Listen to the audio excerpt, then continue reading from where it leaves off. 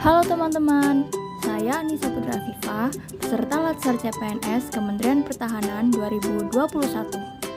Pada kesempatan kali ini, saya akan menjelaskan kepada teman-teman tentang materi agenda 2, yaitu etika publik dan komitmen mutu.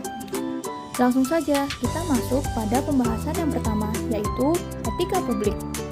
Etika publik adalah refleksi tentang standar atau norma yang menentukan baik atau buruk, benar atau salah perilaku, tindakan, dan keputusan untuk mengarahkan kebijakan publik dalam rangka menjalankan tanggung jawab pelayanan publik. Nilai-nilai dasar etika publik sebagaimana tercantum dalam pasal 4 Undang-Undang ASN adalah sebagai berikut.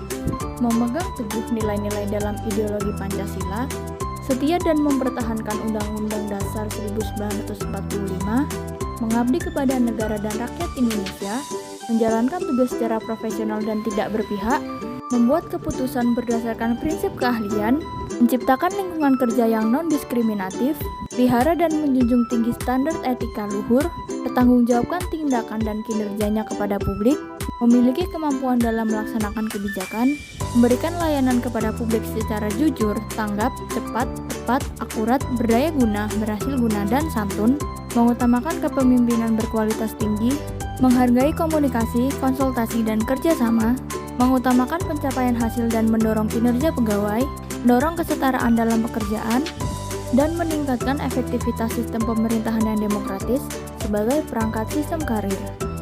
Selanjutnya adalah Kode Etik ASN. Kode etik adalah peraturan yang mengatur tingkah laku dalam suatu kelompok khusus. Sudut pandangnya hanya ditujukan pada hal-hal prinsip dalam bentuk ketentuan tertulis. Kita sebagai seorang ASN wajib mengetahui kode etik dan kode perilaku ASN sesuai pasal 5 Undang-Undang Nomor 5 Tahun 2014 tentang ASN.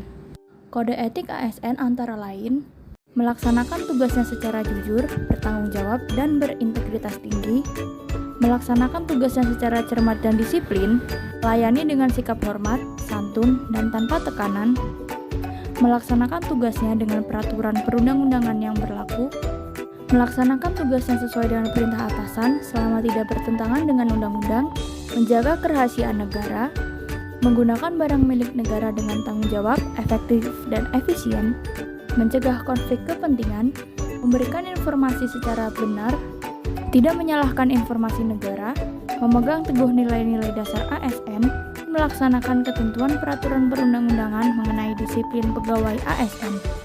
Selanjutnya adalah dimensi etika publik. Terdapat 3 dimensi etika publik. Yang pertama adalah dimensi modalitas. Unsur-unsur modalitas dalam etika publik yaitu akuntabel, transparan, dan netral. Yang kedua, dimensi tindakan integritas publik. Integritas publik dimaksudkan kualitas dari pejabat publik yang sesuai nilai, standar, dan aturan moral yang diterima masyarakat. Yang terakhir adalah dimensi kualitas pelayanan publik. Etika publik menekankan pada aspek nilai dan norma serta prinsip moral sehingga etika publik membentuk integritas pelayanan publik. Etika publik menuntut lebih dari kompetensi teknis karena harus mampu mengidentifikasi masalah-masalah dan konsep etika yang khas dalam pelayanan publik. Selanjutnya adalah konflik kepentingan. Konflik kepentingan adalah tercampurnya kepentingan pribadi dengan kepentingan organisasi yang mengakibatkan kurang optimalnya pencapaian tujuan organisasi. Konflik kepentingan akan mengakibatkan penyalahgunaan kekuasaan, pengerahan sumber daya publik yang kurang optimal, dan menurunnya kesejahteraan rakyat. Nah, itu dia teman-teman pembahasan terkait etika publik.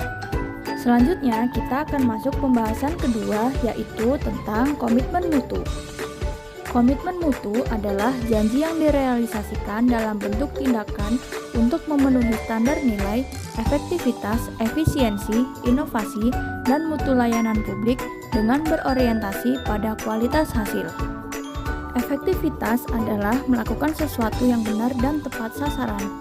Efektivitas diukur dari tercapainya target yang telah direncanakan, baik dilihat dari capaian jumlah atau mutu hasil kerja. Efisiensi adalah melakukan sesuatu dengan benar, tujuan tercapai dengan menghemat. Efisiensi adalah melakukan sesuatu dengan benar. Efisiensi diukur dari penghematan biaya, waktu, tenaga, pikiran dalam menyelesaikan masalah.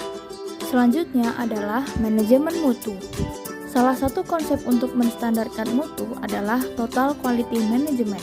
Total Quality Management terdiri atas kegiatan perbaikan berkelanjutan yang melibatkan setiap orang dalam organisasi melalui usaha yang terintegrasi secara total untuk meningkatkan kinerja pada setiap level organisasi. Kriteria keberhasilan dari suatu manajemen mutu adalah program didasarkan atas kesadaran dan orientasi mutu. Yang kedua adalah bersifat kemanusiaan. Yang ketiga adalah pendekatan desentralisasi dan keterlibatan.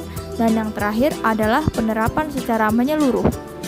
Selanjutnya adalah nilai dasar komitmen mutu. Terdapat 6 nilai dasar orientasi mutu, yaitu yang pertama, komitmen pada kepuasan customer. Yang kedua, cepat, tepat, ramah, lalu melayani dengan hati, melindungi dan mengayomi, pendekatan ilmiah dan inovatif, dan yang terakhir adalah perbaikan berkelanjutan. Terdapat 4 metode perbaikan mutu. Yang pertama adalah PDCA, di mana plan adalah mengidentifikasi masalah, penyebab, dan solusi serta rencana aksinya, yaitu rencana aksi dilaksanakan secara konsisten oleh semua orang. Cek yaitu mengecek apakah rencana aksi yang dilaksanakan telah sesuai, apakah target telah tercapai, dan apakah terdapat kendala. F yaitu keputusan yang diambil sebagai tindak lanjut dari cek.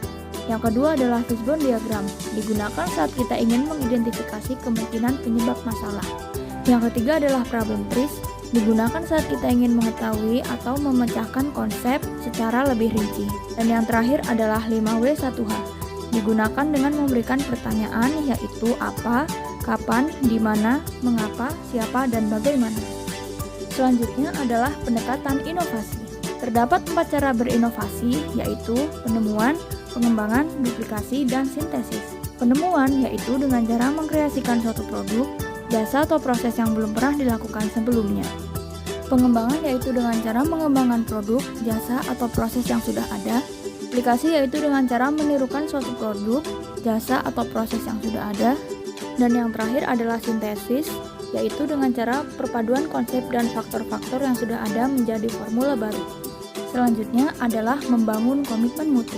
Berikut adalah beberapa tindakan untuk membangun komitmen mutu dalam penyelenggaraan pemerintahan. Yang pertama adalah mengobservasi dan mengidentifikasi terkait mutu kinerja aparatur. Yang kedua adalah memberikan penilaian objektif terkait tingkat tanggung jawab aparatur dalam memberikan layanan publik. Yang ketiga adalah mendeskripsikan tindakan kreatif yang dapat diwujudkan oleh aparatur. Yang keempat adalah menganalisis kendala terkait kinerja aparatur. Dan yang terakhir adalah menganalisis faktor-faktor pendorong untuk meningkatkan kinerja aparatur yang kreatif, inovatif, dan komitmen terhadap mutu. Nah, itu dia teman-teman pembahasan kita pada hari ini terkait agenda 2, yaitu etika publik dan komitmen mutu. Bagaimana? Apakah teman-teman sudah paham dan mengerti? Kalau begitu, sekian dari saya. Sampai berjumpa kembali.